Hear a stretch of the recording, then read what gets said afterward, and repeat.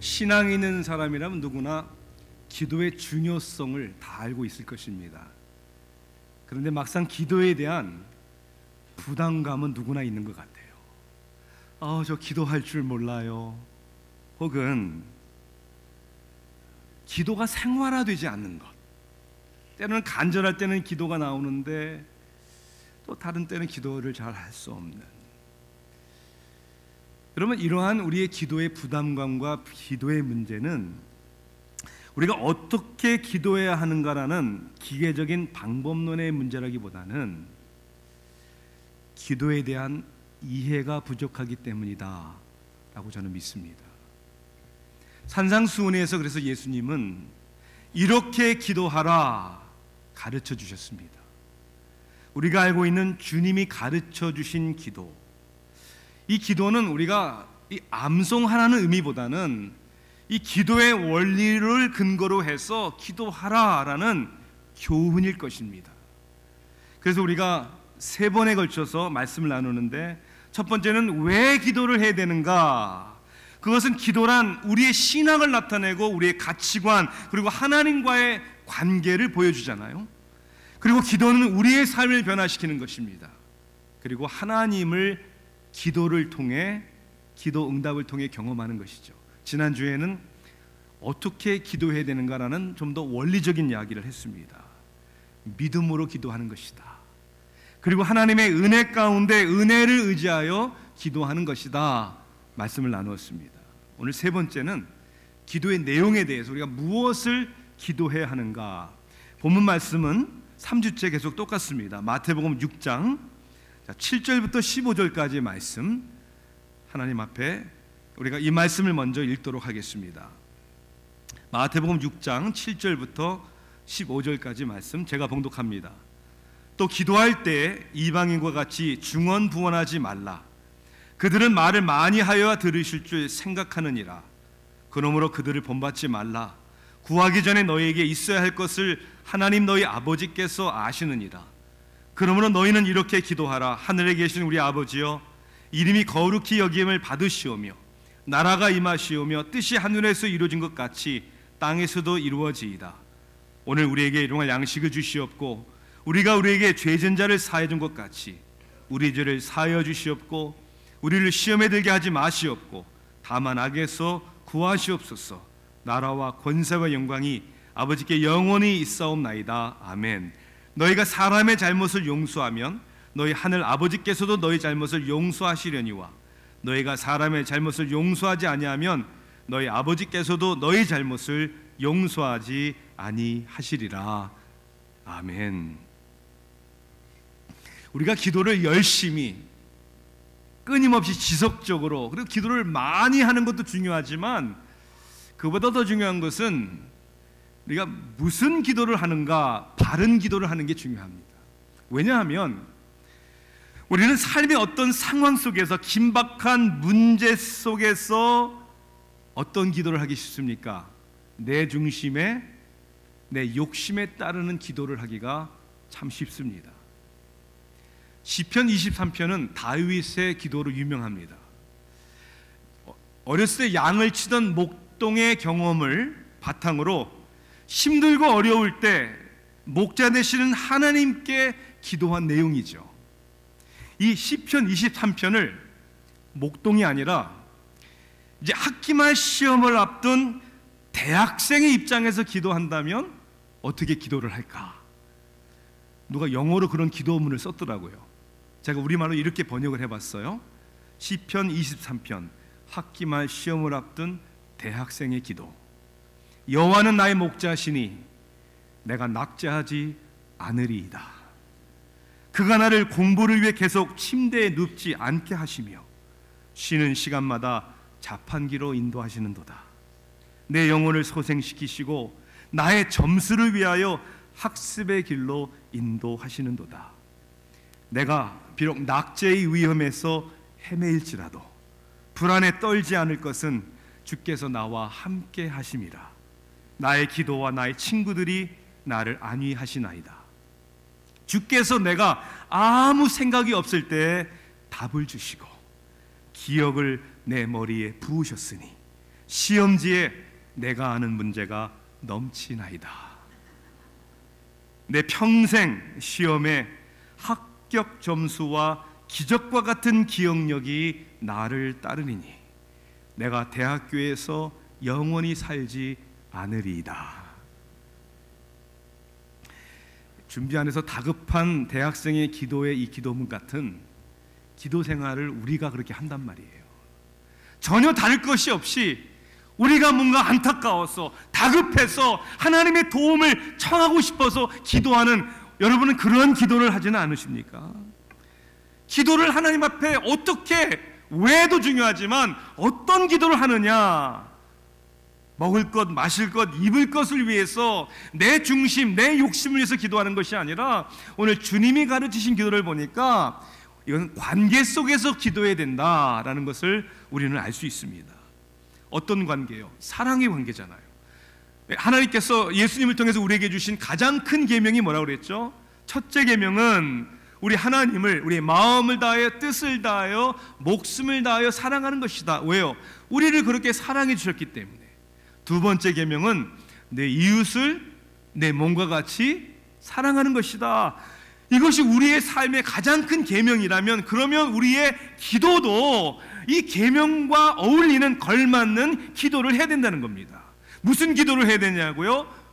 하나님과의 사랑의 관계, 그리고 내 이웃과의 사랑의 관계 속에서 기도를 해야 된다는 거예요. 오늘 말씀을 보니까 그런 사랑과 관계 속에서 크게 세 가지의 기도를 우리가 드릴 수 있다. 그런 기도를 해야 된다. 첫째는 하나님과의 관계니까 하나님의 영광을 위해서 기도해야 된다. 그래서 오늘 주님이 가르치신 기도를 보면 그 시작과 그 끝이 하나님의 영광에 대한 기도인 것을 우리가 알 수 있습니다. 이렇게 기도하라. 하늘에 계신 우리 아버지여, 이름이 거룩히 여김을 받으시오며 나라가 임하시오며 뜻이 하늘에서 이룬 것 같이 땅에서도 이루어지이다. 마지막 부분은요, 나라와 권세와 영광이 아버지께 영원히 있사옵나이다. 뭐에 대한 기도예요? 하나님의 영광에 대한 기도입니다. 자, 그런데 오늘 성경을 보면 우리 성경에는 있는 구절이 영어 성경에는 없는 게 있습니다. 오늘 보면 13절 마지막 부분, 나라와 권세와 영광이 아버지께 영원히 있사옵나이다 아멘이라는 제 성경을 보면 가로가 쳐 있어요. 혹시 여러분의 성경도 그렇게 되어 있습니까?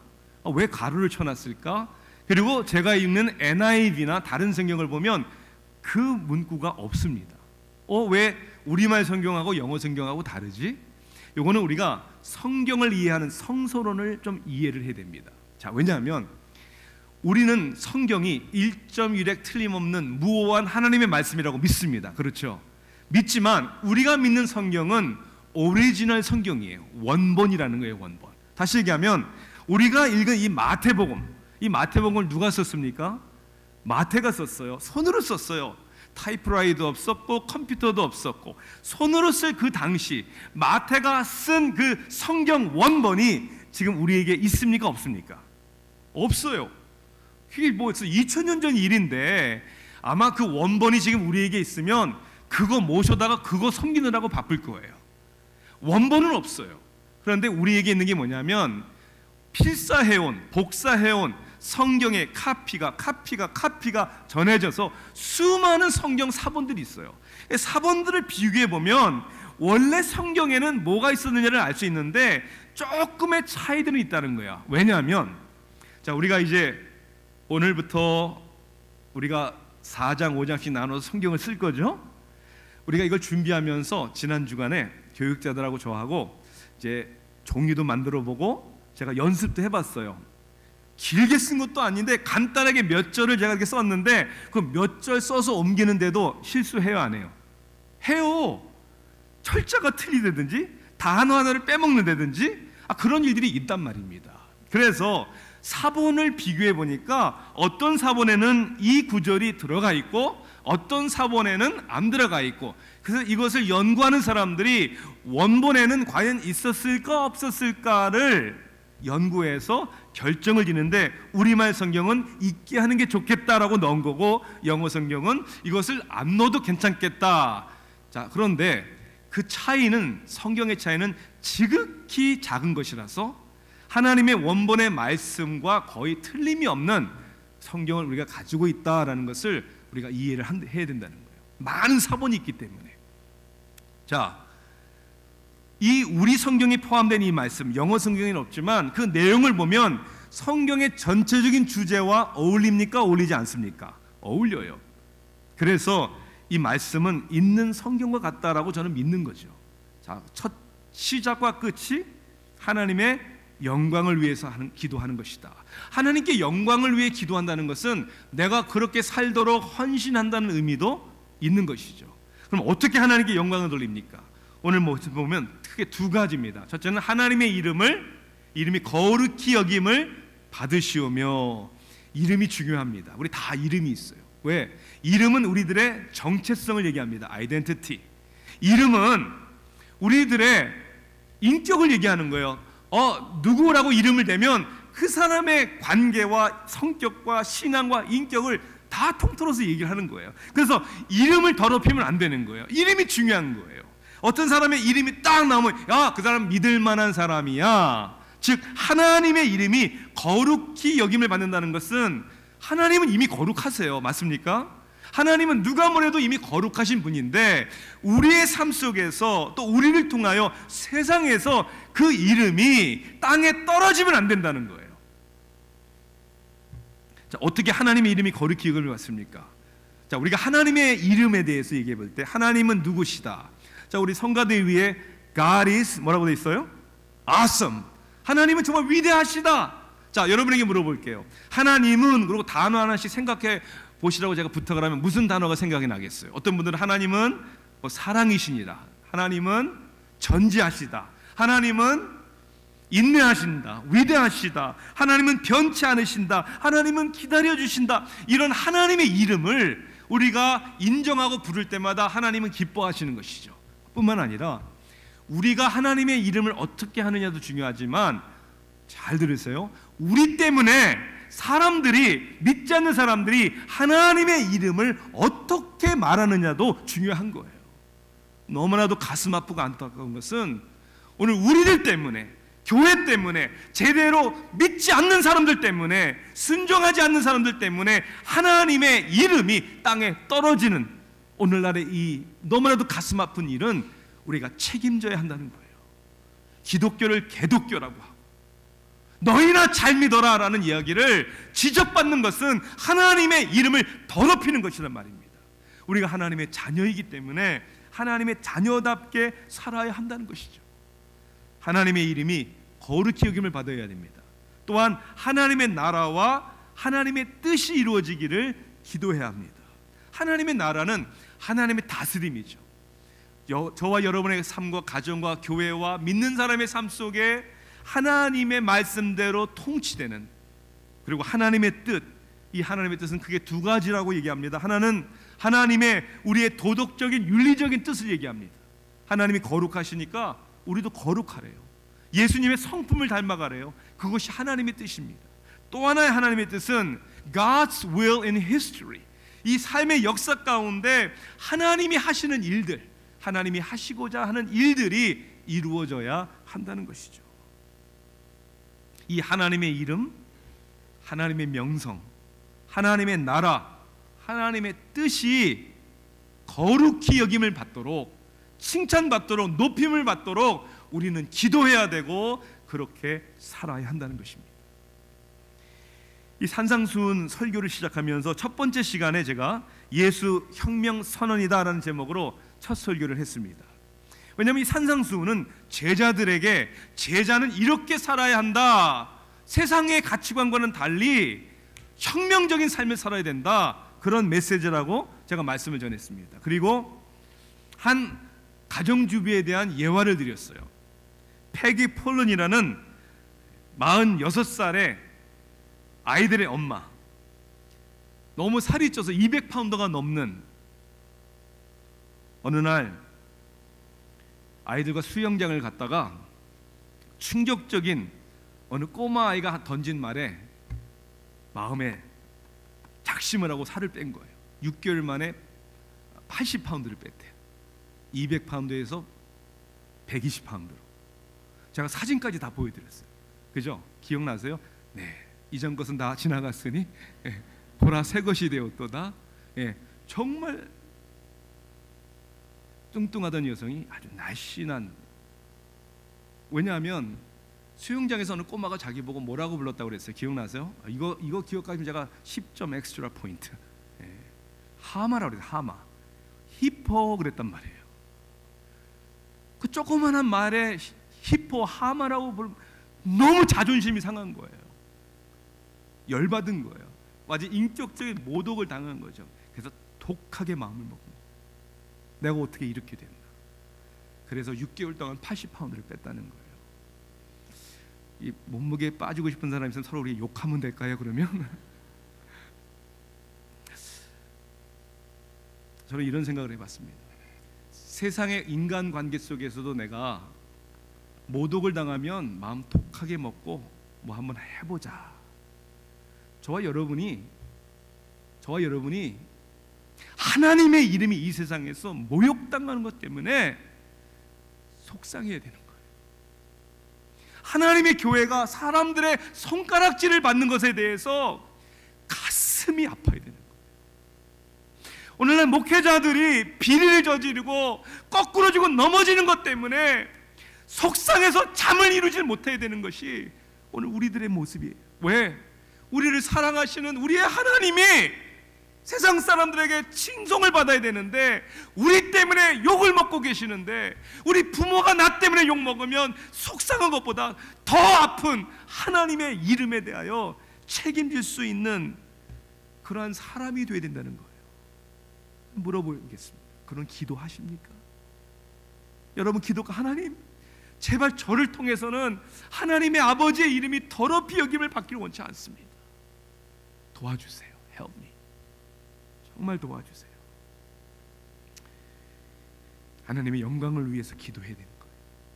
두 번째, 우리 자신의 필요를 위해 구하는 기도를 해야 됩니다. 하나님과의 관계를 통해 우리가 기도할 때 우리의 필요한 것을 기도하는 것은 마땅한 것입니다. 11절과 13절에 우리의 필요한 것이 뭔지를 얘기하고 있어요.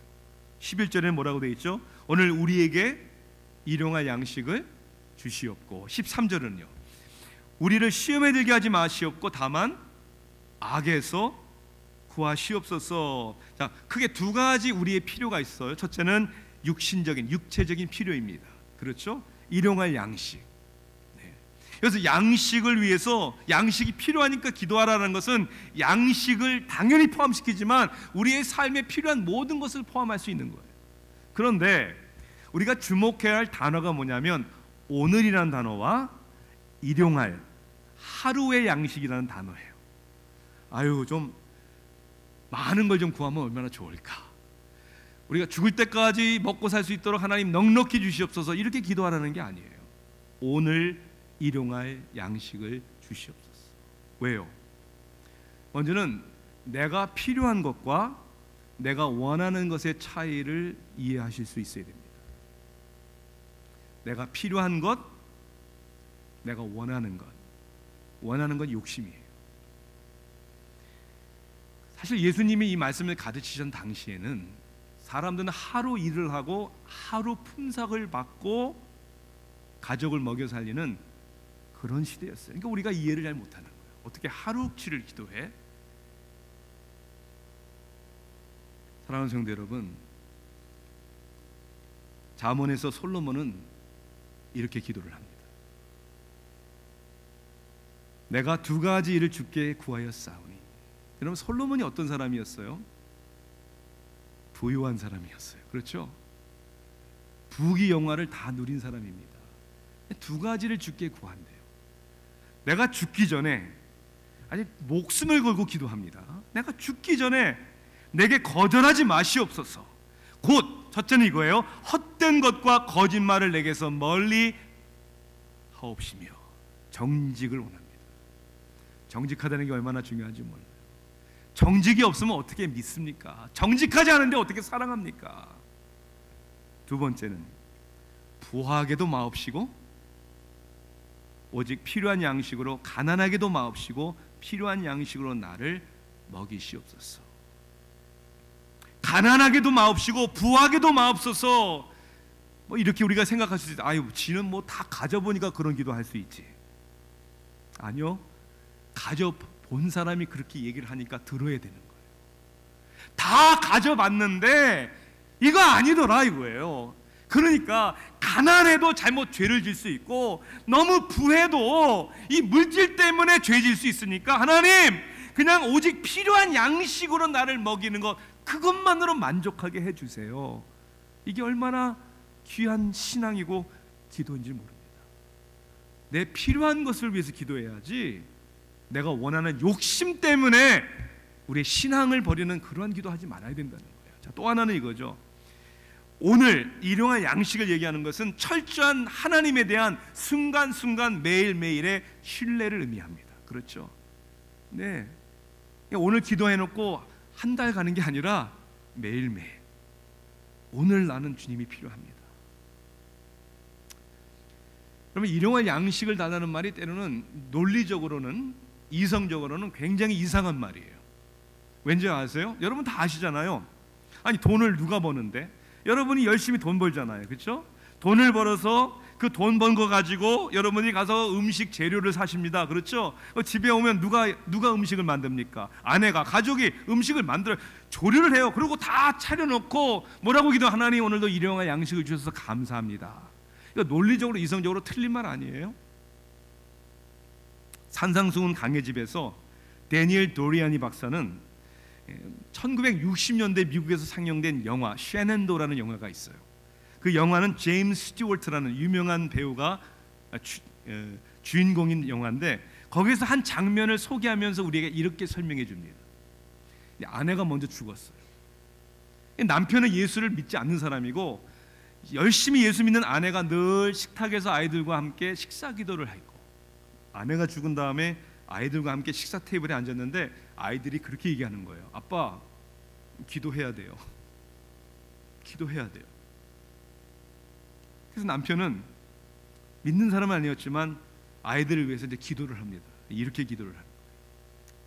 주님은 먹을 것을 주셔서 감사합니다, 주님. 그런데 우리가 밭을 일구었고, 우리가 씨를 뿌렸고, 그리고 우리가 잡초를 뽑았고, 우리가 밀을 추수했고, 우리가 밀을 빻아서 가루를 만들었고, 그거를 우리가 빵을 만들었는데 주님, 이 빵 주셔서 감사해요. 그리스도인들은 그렇게 기도하지 않습니다. 왜요? 밭을 일굴 수 있는 힘도 하나님이 주셨고, 씨를 뿌렸더니 하나님이 햇빛을 주시고 비를 내리게 하사 자라게 하신 것도 하나님이 하신 것이죠. 눈에 보이는 순간적으로 일어난 기적만이 하나님의 역사라고 생각하는 건 착각입니다. 지금 이 순간도 하나님의 은총이 아니면 아무것도 할 수 없어요. 예를 들어 볼까요? 여러분의 자녀들이 하나님이 허락하신 자녀라고 믿으십니까? 정말이요? 아니잖아요. 그런데 논리적으로, 상식적으로는 여러분들이 남녀가 결혼을 해서 부부의 관계를 가졌고, 애가 들어서서 어머니의 영양 공급을 받아서 정한 달이 되니까 배가 불러서 응아하고 태어났잖아요. 그런데 하나님이 주셨다고 믿으세요? 정말? 아멘. 왜요? 생명을 하나님이 주시는 것이기 때문에. 그러한 과정이 있었지만 그 순간순간마다 하나님이 지켜주셨고 인도해 주셨고 태어나게 하신 것이 하나님의 은혜이기 때문에 철저한 하나님의 신뢰가 교만하지 않고 순간순간마다 땡큐, 감사합니다 해야 되는 것이죠. 그런 육체적인 필요만이 아니라 영적인 필요를 위해서 또한 기도하래요. 무슨 영적인 필요가 있습니까? 시험에 들게 하지 마시고 악에서 구하옵소서. 육체의 필요가 채워져야 하지만 또한 매일매일 영적 전쟁이 일어나고 있다는 거예요. 악이 있어요. 우리를 넘어뜨리려고 해요. 유혹이 옵니다. 그래서 그 악을 이기기 위해서, 유혹에 빠지지 않기 위해서 매일 순간순간 하나님의 도움을 구하는 것입니다. 저는 이것을 사랑과 관심의 축복이요, 그리고 신뢰의 축복이다, 이렇게 설명할 수 있어요. 하나님의 사랑과 관심의 축복, 그리고 하나님을 신뢰하는 신뢰의 축복, 이게 너무나 아름다운 거예요. 저희 어머님이 지금 동생 집에 LA에서 살고 있지만 오랫동안 저희 집에 있었죠. 제가 이런 말씀 드린 적도 있지만은 해외 선교지를 갈 때마다 이제 제가 공항에 가기 위해서 집에 나오면 항상 그랬어요. 어머님이 이렇게 착 쫓아 나오세요. 아유, 그냥 아내하고도 이렇게 뽀뽀도 하고 싶은데 그냥 어머님 꼭 따라 나오시더라고요. 여러분들은 안 하시나 보죠? 그리고 우리 어머님 이렇게 얘기하세요. 끼니 걸르지 말고 꼭 챙겨 먹어. 아니, 지금 내 나이가 몇 살인데 지금 끼니를 잊지 말고 챙겨 먹으라고 하시는지. 그리고 이상하게 며느리 보지 않게 하려고 하시는 것 같아요. 제 호주머니에다가 뭘 싹 찔러 주시잖아요, 그죠? 뭐를요? 캐시. 그래요. 밥 사 먹어. 여러분, 저는 예전에는 몰랐어요. 그걸 왜 그러시냐고 막 그랬었어요, 옛날에는. 근데 저는 그 마음을 이해할 것 같아요. 자식이 부모를 위해서 가장 해줄 수 있는 게 뭔지 아세요? 부모가 가장 기뻐하는 게 뭔지 아세요? 부모가 여전히 자기가 필요하다고 생각하게 하는 거예요. 더 성장해가지고 이제 다 커버려가지고 더 이상 다 알고 다 필요한 것도 없는, 오히려 부모를 부담스러운 존재로 여기는 것이 아니라 다 컸는데도, 어른이 되었는데도, 사회에 중요한 일을 하는 사람들이 되었는데도 부모님을, 어머님을 아직도 필요합니다라고 그 마음을 주는, 어머님이 함께 해주시는 것이 고맙고, 조심해라 한마디가 마음의 위로와 힘이 되고, 그저 아들을 대견스럽게 자랑스럽게 바라보시는 그 눈길이 뭔가 내 마음을 꽉 붙들어주는 것 같고, 그리고 누구보다도, 아니 어떻게 보면 제 아내보다도 저를 위해서 더 간절히 기도해 주시는 분은 우리 어머님이기 때문에 순간순간마다 어머니 건강하게 오래오래 사세요. I need you. 엄마 필요해요. 그 마음을 전달하는 거죠. 그것이 엄마의 행복이 아닐까요? 어머니들, 아버님들, 그것이 아버지의 행복이 아닐까요? 하나님이 언제 가장 기뻐하시는 줄 아세요? 하나님이 언제 가장 좋아하시는 줄 아십니까? 작고 큰 우리의 인생의 고민과 갈등과 문제를 가지고 하나님 앞에 나와서, 하나님, I need you. 하나님 필요해요. 그때 하나님이 매우 기뻐하실 줄 믿습니다. 하나님 앞에 나오세요. 하나님 앞에 쏟아 놓으세요. 하나님을 의지하세요. 마지막은 이웃을 사랑하기 위하여 구하는 기도예요. 하나님께 영광 돌리는 기도, 우리의 욕심이 아니라 우리의 필요를 채워달라고 하는 기도, 그 다음에 내 이웃을 나 좀 사랑하고 싶어요, 사랑하게 해달라고 기도하는 기도. 어떻게 보면 오늘 예수님이 가르치신 기도 가운데 가장 부담스러운 기도는 아마 그런 기도일 거예요. 그렇잖아요. 지난주에 제가 이 말씀에 대해서 언급을 했어요. 우리가 우리에게 죄진 자를 사하여 준 것 같이 우리의 죄를 사하여 주시옵고, 하나님 용서할 수 있도록 도와주세요. 이것은 조건부적인 기도가 아니란 말입니다. 그렇게 보이는 것 같지만 내가 용서하면 용서해 주세요가 아니라 사하여 준 것 같이, 이것은 열매적인 거예요. 열매적인 것. 용서하는 삶을 하나님 안에서 살게 해달라고 간절히 기도하는 것이란 말입니다. 왜요? 용서하지 않는 사람은요, 결국 자신의 죄가 얼마나 크고 얼마나 자기가 못됐는지를 인식하지 못하고 회개하지 못하는 것과 똑같다는 거예요. 그리고 하나님이 나 같은 사람을 용서해 준 것이 그 사랑이 얼마나 깊고 높은지를, 그 의미를 제대로 체험하지 못했다라는 증거이기 때문에 그래요. 이웃을 용서하고 사랑하는 것은 우리의 신앙의 두 가지의 중요한 사실을 보여줍니다. 첫째는 이웃을 사랑함으로 자기를 사랑하는 거예요. 자기를 어떻게 사랑해요? 이웃을 사랑함으로. 저들의 죄를 용서해 줘요. 하나님 용서해 주세요. 저도 용서할래요. 이것이 자기를 가장 사랑하는 비결이라니까. 왠지 아세요? 때로는 우리가 용서받아야 되기 때문에 그런 거예요. 예수님께서 길 잃은 양에 대한 비유를 주셨죠.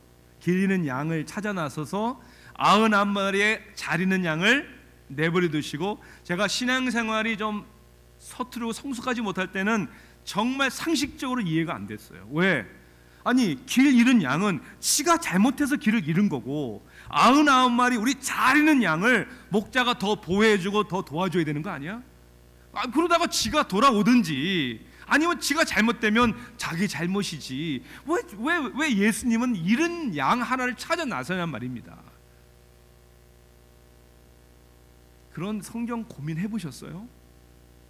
어느 날 저한테 확 깨달음을 주셨어요. 왜 한 마리 잃은 양을 찾아 나서는 예수님을 향하여 박수갈채를 보내고 응원해야 되냐면, 언젠가는, 아니 꼭 저도 길을 잃을 때가 있기 때문이에요. 여러분 길 안 잃으세요? 여러분 그렇게 잘났어요? 그렇게 실수 안 해요? 죄 안 지세요? 용서받을 일이 없으세요? 많지요.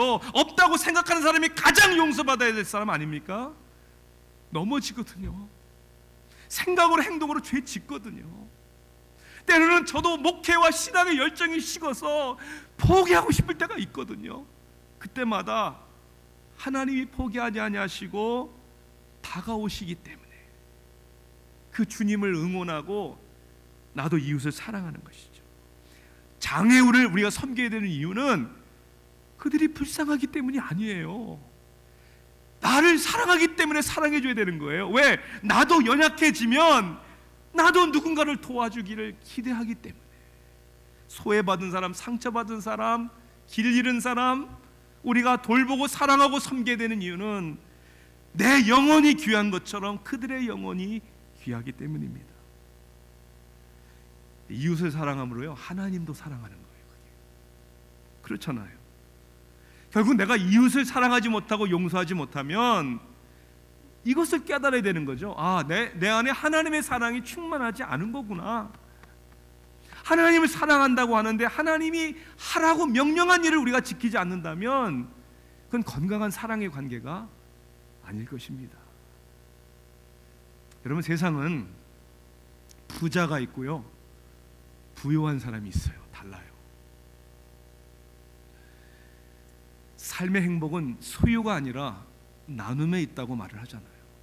그렇지 않습니까? 얼마나 많은 것을 소유했느냐가 아니라 얼마나 넉넉한 삶을 사느냐가 그것이 축복과 행복의 비결이죠. 한국에 어느 부부가 있었어요. 아내는 약사입니다. 그리고 남편은 큰 회사에서 잘 나가는 사람이었어요. 물질적으로 볼 때 부유함이 없는, 그죠? 넉넉한 삶. 근데 그들은 크리스찬이었어요. 묵상하고 함께 기도하고 신앙생활 하는 가운데 하나님이 당신들을 선교사로 부르신다라는 확신을 가진 거예요. 자신들의 모든 것을 내려놓습니다. 주위 사람들은 난리가 나는 거죠. 왜 바보들 아니야? 약사요, 회사에 잘 나가는 사람이요. 아니 그냥 선교사들 후원하면 되지. 뭘 자기들이 꼭 나가야 돼? 이런 말을 들으면 들을수록 부모들은 너무나 안타까운 거예요. 믿는 사람이지만 그래서 얘기하는 거예요. 너희들 꼭 그렇게 해야 되니? 그 부부는 부모에게, 주위 사람들에게 이런 말을 남기고 선교사로 떠납니다. 사람들은 수많은 사람들의 몫을 소유로 삼고자 노력하지만 우리는 수많은 사람들을 살리는 인생을 살겠습니다. 누가 부유한 사람입니까? 많은 사람의 몫을 비교해 볼 때 내가 더 많이 갖는 게 부유한 사람입니까? 아니요. 많은 사람들을 축복하고 섬기고 많은 사람들을 살리는 것입니다. 오늘 주님이 가르치신 기도 내용을 보면 하나님을 you, yours, 당신은 이런 표현이 나오죠. 그 다음에 우리라는 표현이 납니다. 그렇죠? 우리의 일용할 양식. 우리가 우리에게 죄진 자를 사준 것 같이 우리를 시험에 들지 말게 하옵시고. 나오지 않는 단어가 뭡니까? 1인칭 단수형 내가가 안 나와요. 내가가 안 나와요. 내가. 왜냐하면 믿음은 나와 하나님과의 1대1의 관계지만 우리의 신앙생활은, 우리의 기도는 내가 빠져야 하는 거예요. 나를 위해서 내가 원하는 내 욕심이 아니고 하나님이고 우리예요. 우리. 왜 그런 줄 아세요? 예수님께서 걸어가신 십자가의 골고다의 길은 예수님이 나를 빼신 거예요. 그 고난의 길이 너무 힘드니까 할 수만 있다면 이 잔을 내게서 피하게 해달라고. 그런데 나를 빼셨어요. 내 뜻대로 마옵시고 아버지 뜻대로 해주세요. 십자가에서 죽음을 당하시면서도 그 수많은 자기를 못 박은 사람들을 향하여 아버지 저희들을 용서해 주세요. 저들이 하는 것을 자기들이 몰라요. 용서해 주세요. 여러분이 저희가 예수를 믿고 따르는 사람들이라면 우리의 기도에는 내가 없어야 되는 거예요. 하나님 아버지를, 그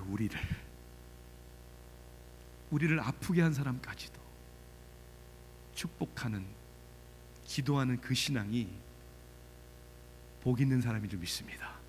기도하시겠습니다.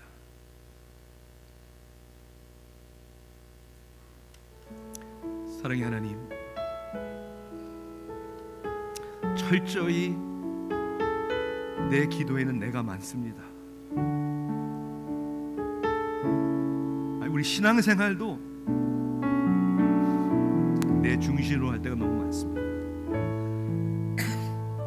주님이 가르치신 기도를 통해 내가 아니구나, 왜냐하면 나는 이미 구원받았고 하나님의 자녀가 된 귀한 인생이기에 눈을 들어 하나님을 바라보게 하시고 내 이웃을 바라보며 축복하게 하소서. 예수님의 이름으로 간절히 기도합니다.